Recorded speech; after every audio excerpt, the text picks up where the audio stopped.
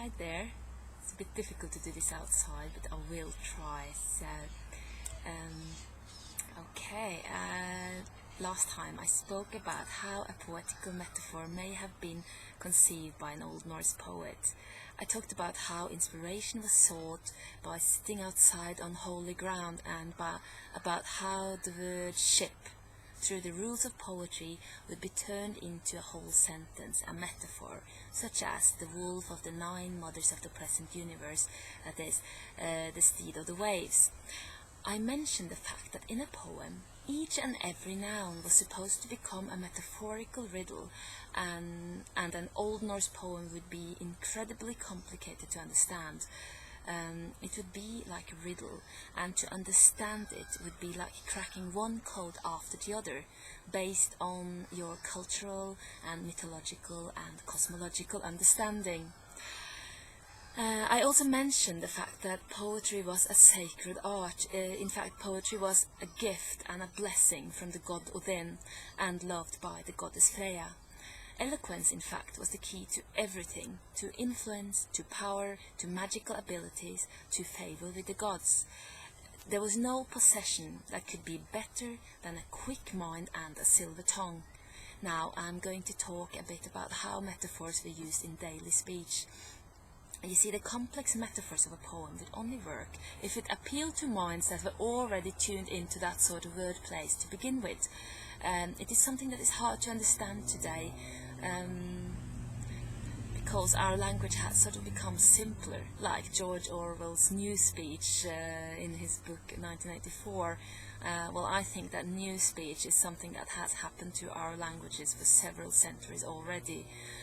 It seems to me that many ancient languages were astonishingly more complex than most modern languages, and that they used poetical metaphors as part of their everyday speech, and that nothing that was ever written by ancient people should be taken literally without serious scrutiny. I have a friend who grew up in Ethiopia, and he told me that although he speaks perfectly Aramaic, which is the language there, he would have trouble understanding people from other and more remote regions in that same country. And that's not because he didn't understand the words or the grammar or their pronunciation. He understood everything. He just didn't understand what they meant, because many people in remote areas of Ethiopia still use a way of speech that is completely metaphorical. And he would understand the words, but not the meaning. So, now if you knew Old Norse, say you were fluent at it, your grammar and your vocabulary perfect, and then whoosh, you suddenly and mysteriously found yourself in a Scandinavian village during the Viking Age, would you understand what people were talking about? I think not. Their language, people didn't have figures of speech in those days. Their language was figures of speech. And they could only be properly understood by cultural insiders, to whom the mythical and cosmological world was continually referred to. So, the metaphors of the Vikings were based on their pagan worldview, a worldview in which the numerous divine forces were present in everything. Last time I used the waves as an example. To the Old Norse, a wave is not just a movement in the sea that tends to rock your boat. A wave is the physical manifestation of a powerful, primeval and cosmic force, with a whole mythological lore to accompany it. The poetical metaphor I described in the last video could only have worked if this worldview was obvious to the listeners.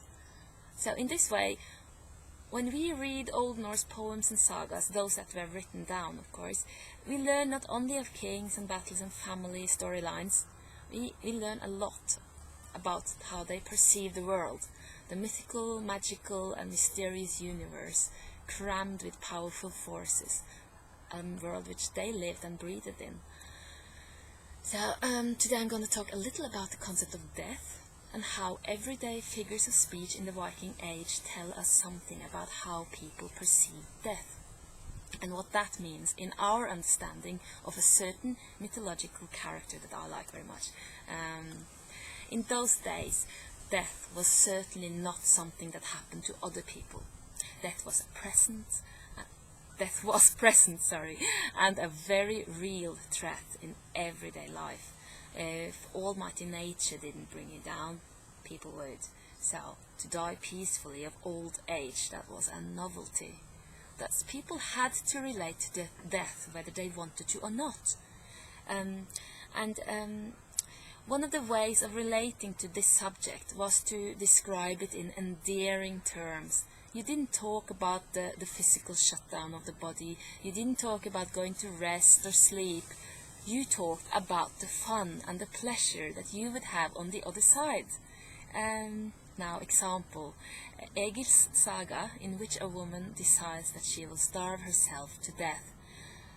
Does she say, I'm gonna starve myself to death? No, no, no, no. She says, I shall not eat until I dine with Freya. And everybody knew what she meant. They know that because Freya's dining hall is the place where good souls enter after death, where they are received and welcomed by the goddess, and where they can party happily ever after, or at last until their next life. Yeah, digression, they did believe in reincarnation. Numerous sources indicate that they did, so this was a place in between lives. Now, you may ask, what about Hel? Isn't Hel the goddess of death rather than Freya? Isn't Freya the goddess of love?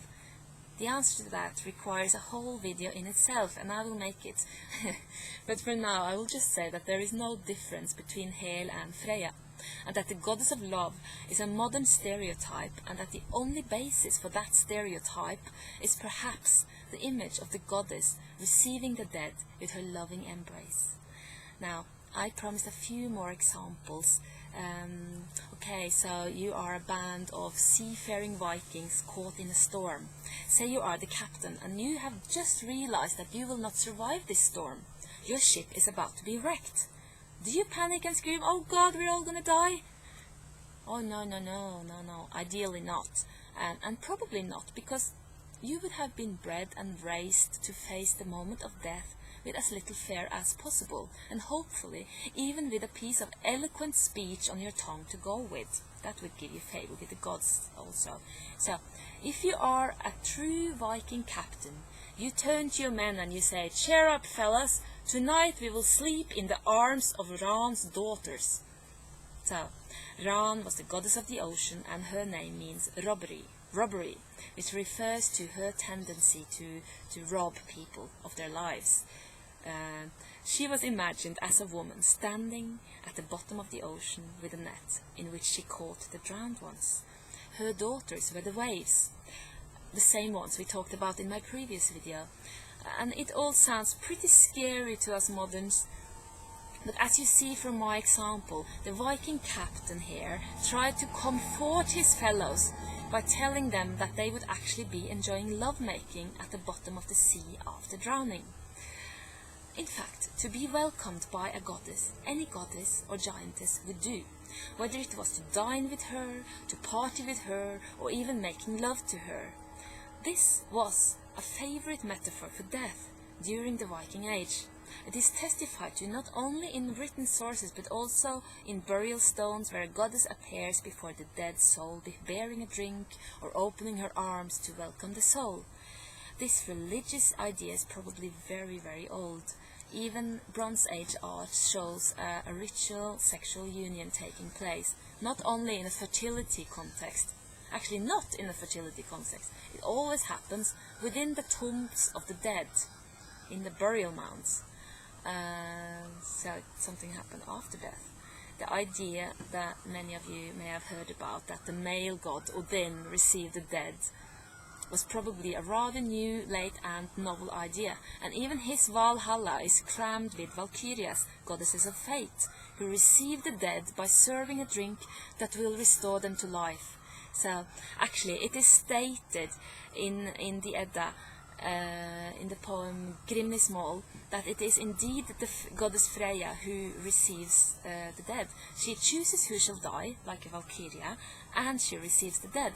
But she graciously offers half of the dead warriors to Idunn for the purpose of building an army that may stand against the destructive forces of Ragnarok at the end of the universe. So, to end this little talk today, I'm going to make a conclusion. There are numerous examples on how people perceive death as a happy encounter with a female superpower. This is one of many examples on how all the female superpowers, through their common function, come together in one being and may be identified as different aspects of one being, the great goddess Freya, whose name is a title and means the lady. So, I'm gonna finish now, and hope you enjoyed it, and I'll make more. So, bye.